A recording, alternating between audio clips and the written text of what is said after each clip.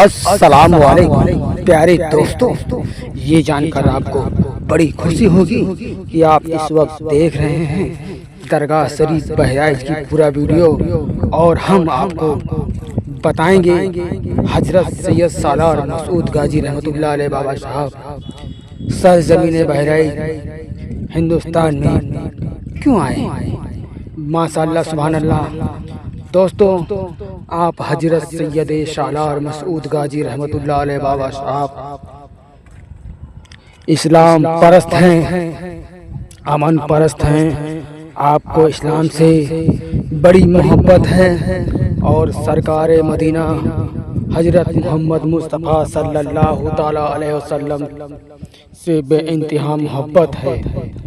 आप उम्मत रसूल हैं, आस्के हुसैन हैं, औलाद अली हैं। दोस्तों, आप हजरत सैयद सालार मसूद गाजी रहमतुल्लाह अलैह बाबा साहब ने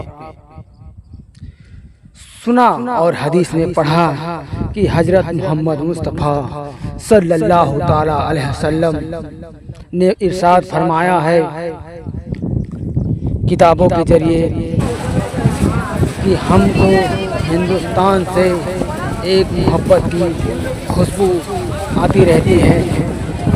जितने भी सहाबाए किराम थे, हर किसी का शौक़ था कि हम हिंदुस्तान में जाएं और अपने इस्लाम का झंडा गाड़ दें। माशाअल्लाह सुभान अल्लाह। हुजूर हजरत सैयद सालार मसूद गाजी रहमतुल्लाह अलैह बाबा साहब से पहले हुजूर के एक सहाबा पूरे परिवार के साथ आए थे और हिंदुस्तान में इस्लाम का झंडा गाड़ा और दीन इस्लाम के तमाम अज़मत को बयां किया। और लोग यहाँ ईमान नहीं लाए, उनको जलील करके परेशान करके, और वो जब जाने लगे तो उनके परिवार को छीनकर सबको शहादत का जाम पिला दिया। वो शहीद हो गए। शहादत का मतलब यह होता है कि गवाही देना मैं अल्लाह की तरफ से हूँ, अल्लाह बरहक है।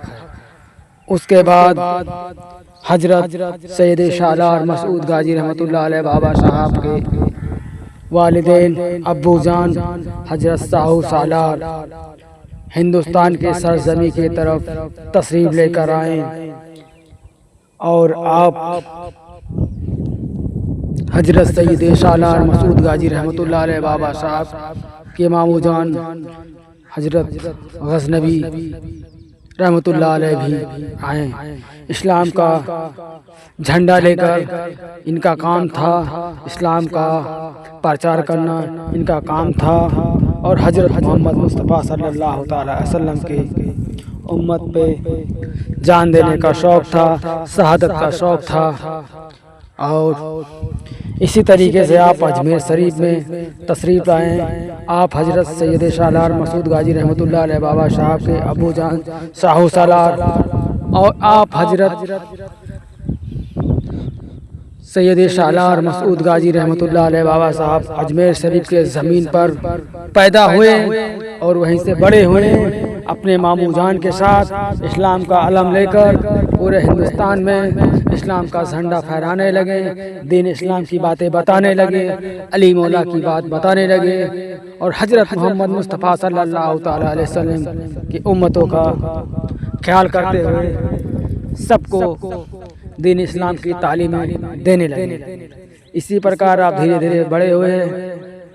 18 साल की उम्र में आपने हजरत सैयद सालार मसूद गाजी रहमतुल्लाह अलैह बाबा साहब बहराइच शरीफ के ज़मीन पर तशरीफ़ लाएँ, इस्लाम का अलम गाड़ा, झंडा गाड़ा और इस्लाम का बोलबाला कर दिया। हर किसी के दिल में आपकी मोहब्बत थी, हर किसी के दिल में आपका यकीदत था। इस्लाम से लोग जुड़ने लगे, इस्लाम फैलने लगा। ये चीज़ राजा सुहेलदेव और तमाम राजाओं को ये नागवार गुजरा कि ये दूर से आकर हम राजा होते हुए अवाम पर हुकूमत नहीं, इनकी कैसे हुकूमत हो रही है। लेकिन ये हुकूमत इनकी नहीं, ये तो अल्लाह की हुकूमत थी, ये तो इस्लाम की हुकूमत थी, ये तो अली की हुकूमत थी।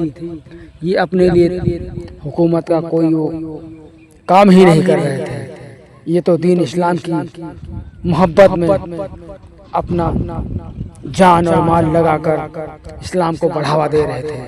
इसी प्रकार राजा सुहेल देव ने 21 राजा के साथ मिलकर हजरत सैयद शाह आलम मसूद गाजी रहमतुल्लाह अलैह बाबा साहब से जंग छेड़ दिया और जंग लड़ने लगे। जंग के दौरान उन्होंने धोखा किया और पीछे जमीन में कील गाड़ दिया और धीरे धीरे पीछे हटने लगे ताकि ये लोग आ जाएं। और जाल बिछाकर जब कीलें घोड़े के टापू में गड़ने लगे तो घोड़े बिदकने लगे और सब कोई दब गया। तो क्या होगा, इसी प्रकार 11 राजाओं ने हमला बोल दिया। दोस्तों, इस वीडियो में इतना ही। तब तक के लिए अल्लाह हाफिज़।